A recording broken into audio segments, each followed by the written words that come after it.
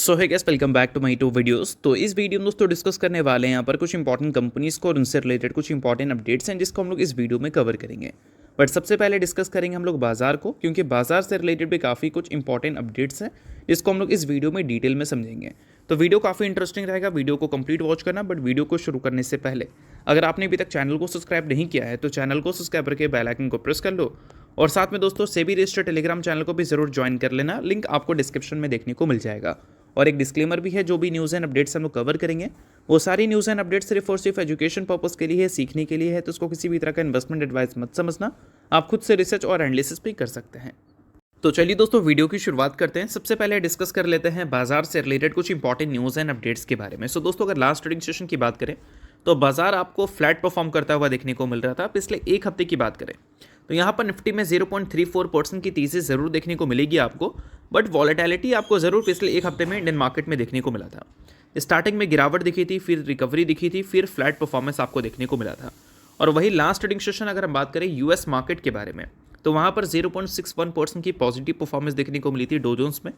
पिछले एक हफ्ते में तो डो जोन्स ने काफ़ी अच्छा परफॉर्म किया है, 4% से ज़्यादा की तेज़ी देखने को मिली है। अगर हम बात करें लास्ट ट्रेडिंग सेशन के बारे में तो S&P 500 0.54% आपको पॉजिटिव दिखा था डो जोन्स के साथ। उसके अलावा नैस्डैक कंपोजिट्स की जो परफॉर्मेंस थी वो भी हमें अच्छी देखने को मिली थी 0.65% के साथ।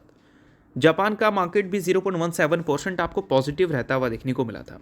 तो इन सारी चीज़ों के बेसिस पे सेंटिमेंट्स लगता है कि नेक्स्ट ट्रेडिंग सेशन हमारे मार्केट का भी सही देखने को मिलेगा। और ये सारी चीज़ें एक तरह से देखा जाए तो गिफ्ट निफ्टी भी हमें बताता है, और अभी के टाइम पे गिफ्ट निफ्टी देखें तो 0.49% वो पॉजिटिव दिख रहा है। और गिफ्ट निफ्टी अच्छा खासा अगर पॉजिटिव दिख रहा है तो एक्सपेक्टेशन बढ़ जाती है कि लास्ट ट्रेडिंग सेशन बाजार थोड़ा सा बेटर परफॉर्म कर सकता है। ठीक है। और साथ में दोस्तों अगर हम बात करें, कल से दिसंबर का महीना शुरू होगा और दिसंबर के महीने में एक चीज़ काफ़ी फोकस में रहता है और वो है सेंटा रैली।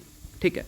अब सेंटा रैली की बात करें तो जो क्रिसमस के 5 दिन होते हैं और फर्स्ट दो जो ट्रेडिंग सेशन होता है जनवरी का, उसमें जनरली क्या होता है कि एक सेंटा रैली हमें विटनेस करने को मिलती है।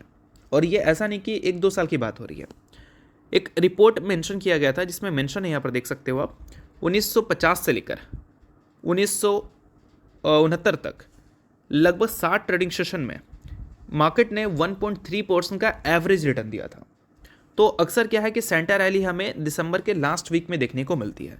बट अगर हम बात करें लास्ट ईयर के बारे में तो वहाँ पर इतनी ज़्यादा अनसर्टिनिटी थी कि हमें सेंटा रैली जैसी चीज़ें देखने को मिली नहीं थी।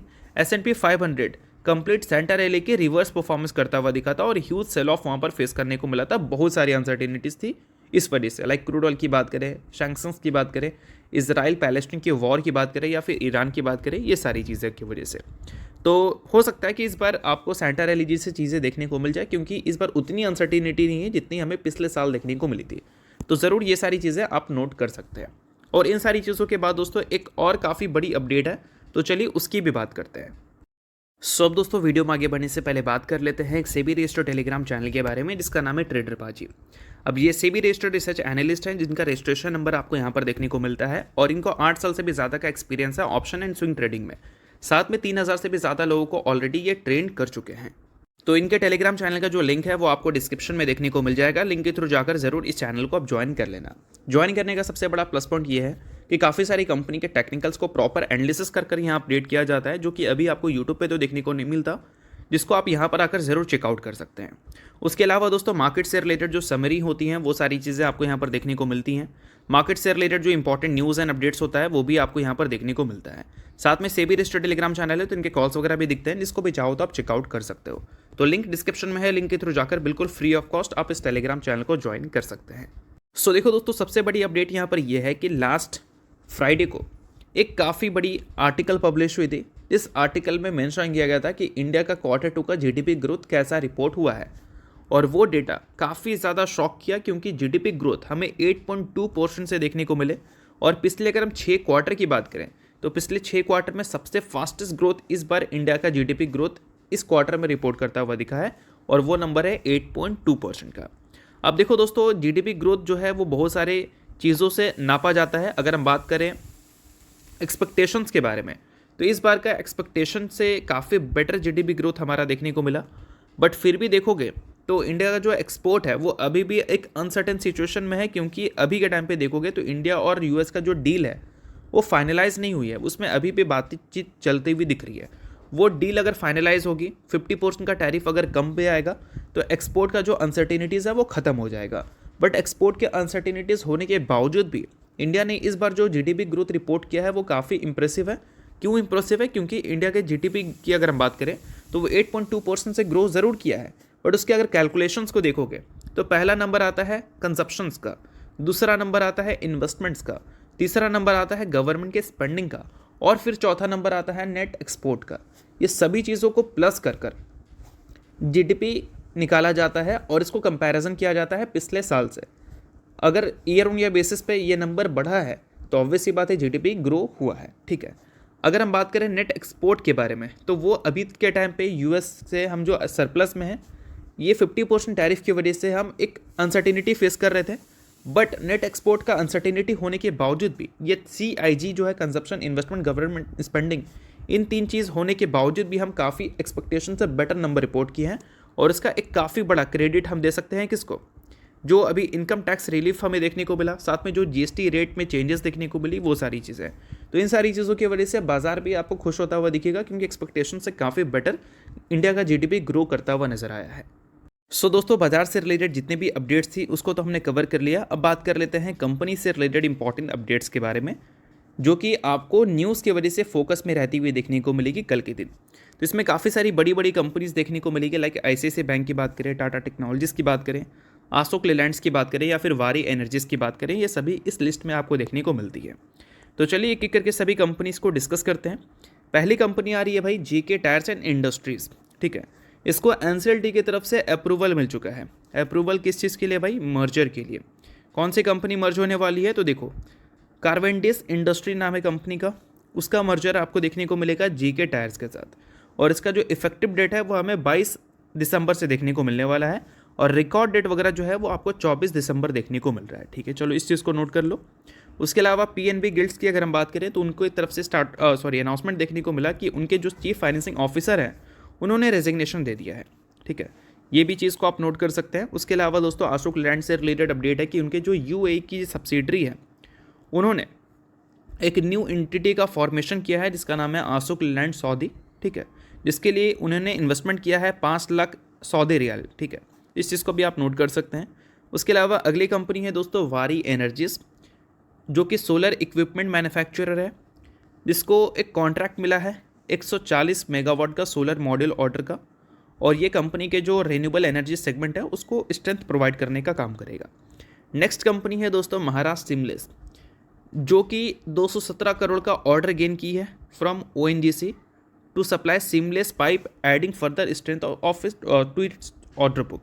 यानी कि जो कंपनी का ऑर्डर बुक है उसको फर्दर स्ट्रेंथ ये कंपनी के जो न्यू ऑर्डर हैं वो प्रोवाइड करने का काम करेगा। तो चलो नेक्स्ट कंपनी देखते हैं, नाम है दोस्तों तेजस नेटवर्क्स।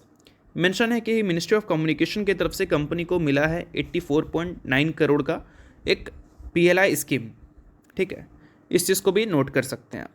अब इसके अलावा ऑथम इन्वेस्टमेंट की बात करें, जो कि दोस्तों 4:1 की रेशियो में बोनस अप्रूव की है। अगर आप इस कंपनी के शेयर होल्डर हैं तो इस चीज़ को आप नोट कर सकते हैं। न्यूलैंड लेबोरेटरीज़ की बात करें तो उन्होंने दोस्तों क्लियर कर दिया है एक कैपेक्स प्लान, जो कि 189 करोड़ का रहने वाला है, और इसको कंपनी यूज़ करेगी R&D सेंटर को सेटअप करने के लिए, जो कि हैदराबाद में रहने वाला है। नेक्स्ट कंपनी है गेल, जो कि बोल सकते हैं दोस्तों अप्रूव कर चुकी है लिवाइस टैरिफ, जो कि है 65.69 रुपीज़ पर। आप यहाँ पर देख सकते हैं MMBTU, इसका फुल फॉर्म आप देख लेना, ठीक है। इसका इफेक्टिव डेट आपको 1 जनवरी से देखने को मिलेगा। नेक्स्ट कंपनी है टाटा टेक्नोलॉजीज़, जो कि अपॉइंट की है उत्तम गुजराती को as a new chief financing officer, जो कि उन्होंने रिप्लेस किया है सविता बालचंद्रन को, जिन्होंने रिसेंटली रेजिग्नेशन दिया था। नेक्स्ट कंपनी है दोस्तों HG इंफ्रा इंजीनियरिंग। इसकी जो सब्सिडरी है HG कोरानिया बेस, उन्होंने साइन किया है गुजरात ऊर्जा विकास निगम के साथ 300 करोड़ ने 300 मेगावाट का बैटरी स्टोरेज प्रोक्यूरमेंट प्रोजेक्ट। तो आप इस कंपनी को भी नोट कर सकते हैं, इससे रिलेटेड भी बिजनेस की अपडेट है। और नेक्स्ट कंपनी है दोस्तों न्यूजेन केमिकल्स। इसकी जो सब्सिडरी है उन्होंने इंटर किया है इंडो जापान जॉइंट वेंचर में, या फिर बोल सकते हैं उन्होंने एक एग्रीमेंट साइन किया है मोरिटा नाम की कंपनी के साथ, जो कि इंडो जापान जॉइंट वेंचर का पार्ट है। और दोस्तों ये मैन्युफैक्चरिंग करने वाली है PF6 electrolyte salt in India. और इसका जो की मटेरियल है, ये जो प्रोडक्ट है ये की मेटल के तौर पर काम करता है, किसके लिए? लिथियम एंड बैटरीज के लिए। नेक्स्ट कंपनी है ICICI बैंक। इन्होंने रेस किया है 3,945 करोड़ रुपए बोल सकते हैं थ्रू टीयर 2 और टीयर 3 कॉम्प्लाइंट NCD यानी कि non convertible debenture via private placement. उसके अलावा ओबराय रियलिटी से रिलेटेड भी अपडेट हमें देखने को मिल रही है। इसकी जो सब्सिडरी है वो फुल्ली रीपेड कर चुकी है बैंक्स फैसिलिटीज़ को, और अभी के टाइम पे इनकी जो रेटिंग्स हैं उसको विदड्रॉ कर दी गई है, जिसको भी आप यहाँ पर नोट कर सकते हैं। और भी कुछ कंपनी से रिलेटेड अपडेट है, लाइक अगर हम बात करें अरविंद स्मार्ट स्पेस के बारे में, उसके अलावा दोस्तों क्विक हिल टेक्नोलॉजी के बारे में, जो कि 64.25 करोड़ का गवर्नमेंट बैक कॉन्ट्रैक्ट गेन की है NFSU कंपनी के थ्रू। तो बेशक इन सारी चीज़ों को नोट कर सकते हैं। कुछ इंपॉर्टेंट कंपनी से रिलेटेड अपडेट थी जिसको हमने कवर कर लिया। तो होप करता हूँ ये वीडियो आपको अच्छा लगा। वीडियो लाइक कीजिए, पहली बार सब्सक्राइब कीजिए। वीडियो के लिए बहुत बहुत शुक्रिया।